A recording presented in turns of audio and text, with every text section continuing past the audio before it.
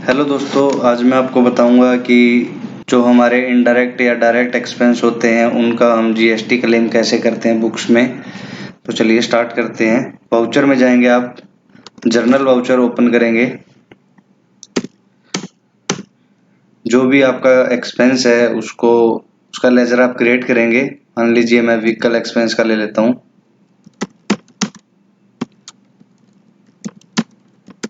Vehicle running expense, जितने भी percent के आपकी सर्विस या गुड्स है। इनडायरेक्ट या डायरेक्ट एक्सपेंस आपका जो भी है वो आप सिलेक्ट कर लेंगे। इसके बाद आपको जीएसटी रिटेल डेट में आपको जीएसटी डिटेल्स हेयर, इसमें आपको परसेंटेज डालनी है, कितने परसेंट का आपका एक्सपेंस है। 5% का एक्सपेंस है मेरा। यहाँ आपको टैक्सेबल वैल्यू, जो आपको इनवॉइस मिला है एक्सपेंस का, वो टैक्सेबल वैल्यू डालेंगे। मान लीजिए हम यहाँ 19,000 रुपये ले लेते हैं। सीजीएसटी को आप डेबिट करेंगे। 19,000 मल्टीप्लाई बाई 0.025।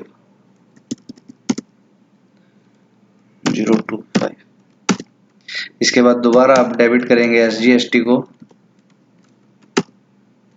475 रुपये।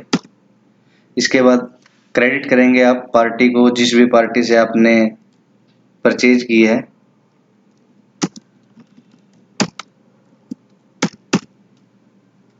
क्रेडिटर में आप इसको लेंगे क्योंकि आप इनसे परचेज कर रहे हैं।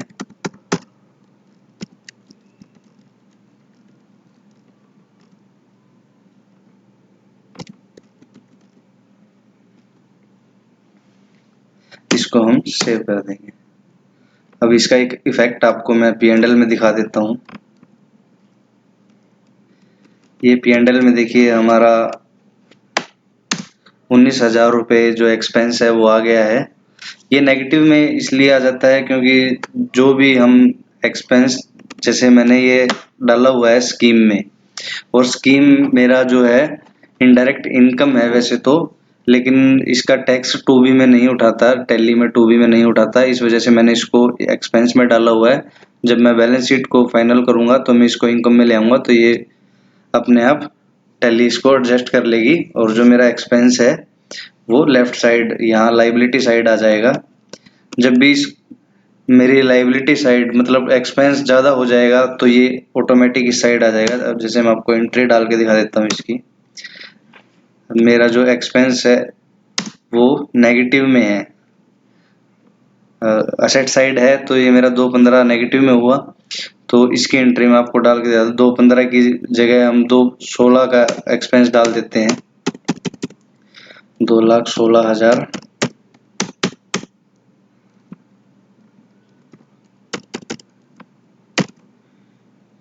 0.025, 5400 रुपये। तो अब जो मेरा इनडायरेक्ट एक्सपेंस है वो लेफ्ट साइड आ जाएगा। ये देखिए अब ये मेरी इनकम है जो वो नेगेटिव में आ गई।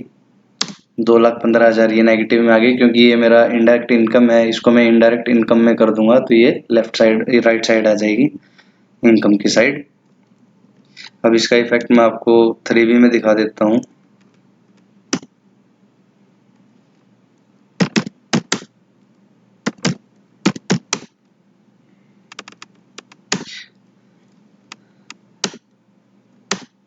इसमें इनवॉइस नंबर हमारा डालना रहता है। इनवॉइस नंबर आप रेफरेंस नंबर में डालेंगे।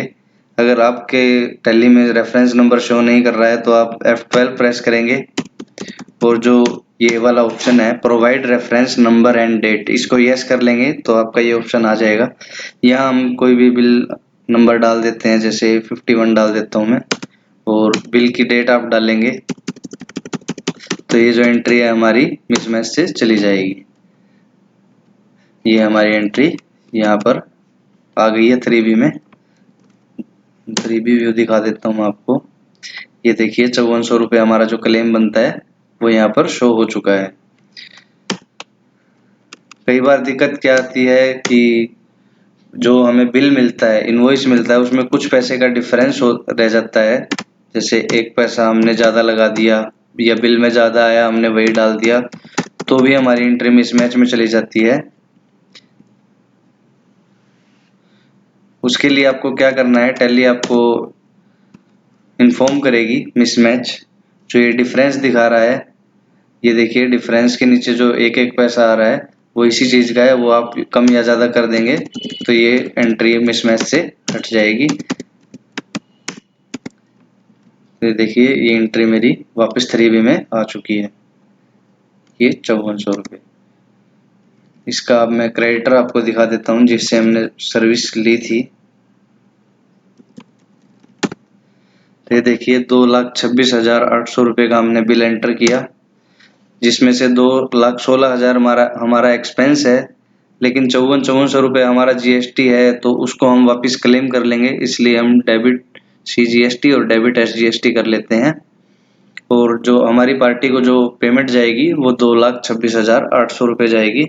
जब भी आप इसकी पेमेंट कर देंगे बैंक से, बाई बैंक या बाई कैश, जैसे भी आप पेमेंट करेंगे अपने खर्चे की, तो ये आपका लेजर नील हो जाएगा।